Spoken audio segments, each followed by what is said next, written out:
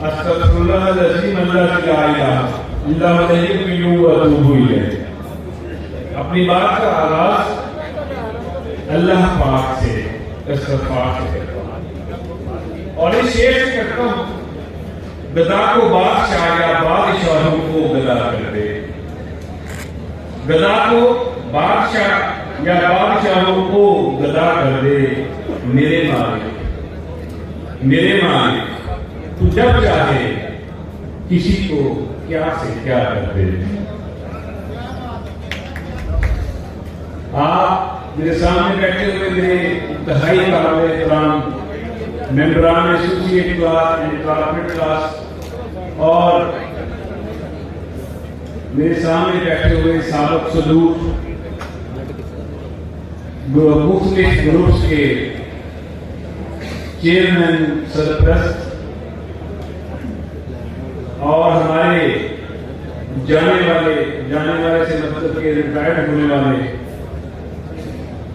صدر اقبال حفیظ صاحب، senior vice president Ashfaq Nair صاحب، وائس پریزیڈنٹ میاں صاحب حسن صاحب اور ان کی پوری ایگزیکٹو کمیٹی جس کا میں بھی ممبر ہوں، اور آنے والے چودھری اور آنے والے میاں ولید احمد صاحب صدر،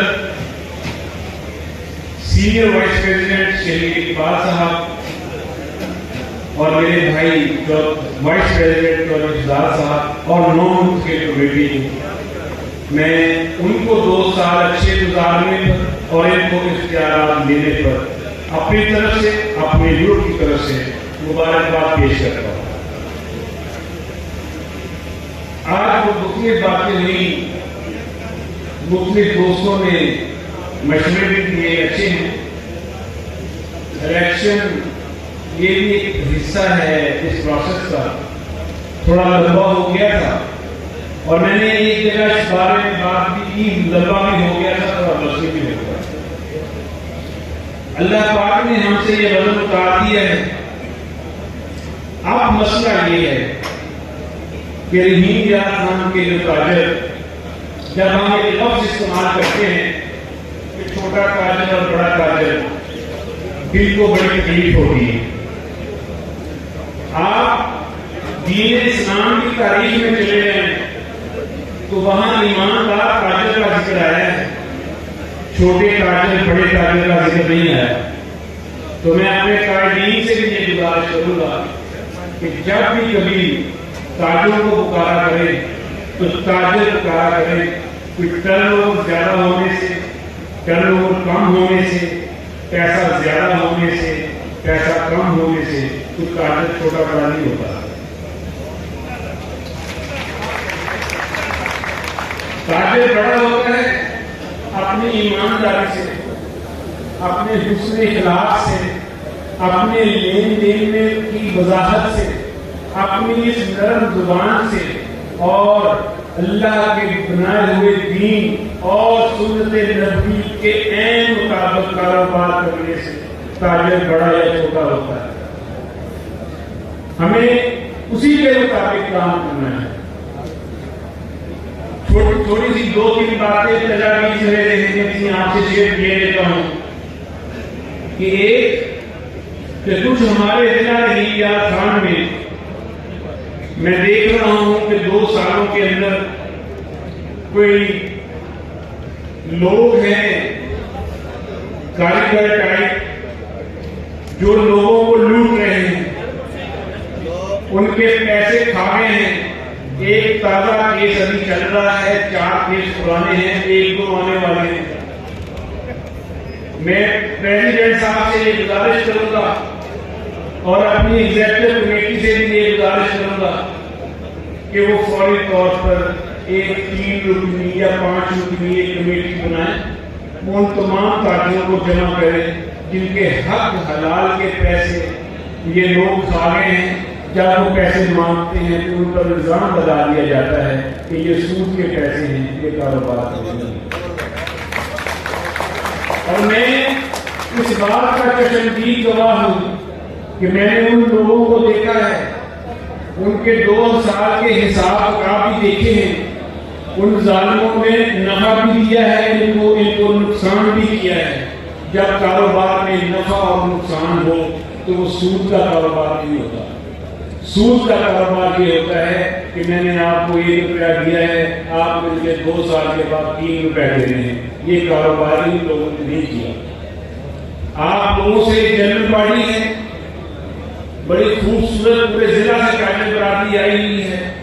میں آپ لوگوں سے یہ گزارش کرنا چاہتا ہوں کہ جو میں نے تجویز ان کاریگروں کو جو ہمارے کاٹوں کے اندر ڈاکوؤں کا بیس ڈالا ہوا, ہم تو کچے کے ڈاکو سے ڈرتے ہیں, یہ پکے کے مضبوط ڈاکو جن کے شکل سے بھی ہم پہچان نہیں سکتے. کیا ہم ان کے گرفت میں ہاتھ ڈالیں کہ نہ ڈالیں؟ اگر ڈالیں تو ہاتھ ڈالنے کا جواب ہے.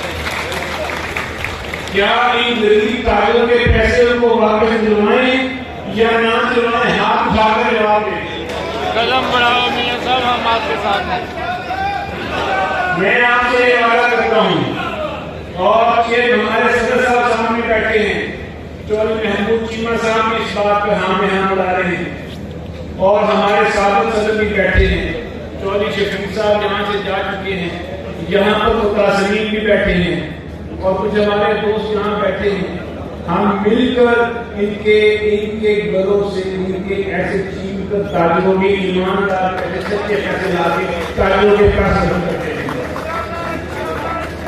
اور جو یہ حرکتیں کرتے پھر رہے ہیں. ہاں, دوسری بات جو ہمارے بھائی نے جو ہمارے خلاف لیکچر چڑھا, اس میں میری رائے باتوں سے مختلف ہے, کیونکہ جس بندے کے پاس ممبرشپ چیمبر کی ہے اس کو حق حاصل ہے کہ وہ لیکچر چڑھے. میں اس بات کے خلاف ہوں کہ کوئی کہے کہ یہ ہمارے گروپ میں سے نہیں ہے تو یہ بندہ ٹھیک نہیں ہے.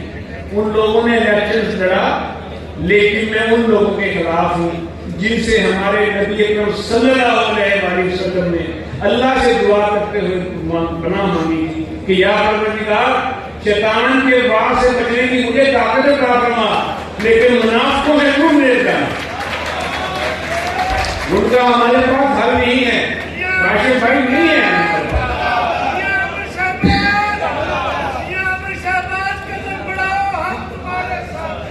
یہ تو وہ باتیں ہوگی جو تاجروں کے مفاد, آپ ضلع کے مفاد کی بات کرتے ہیں.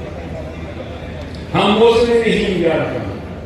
چودھری منیر صاحب کا تمام تاجر برادری شکریہ ادا کرنا چاہتی ہوں کہ انہوں نے اپنے اربوں روپے کی مالیت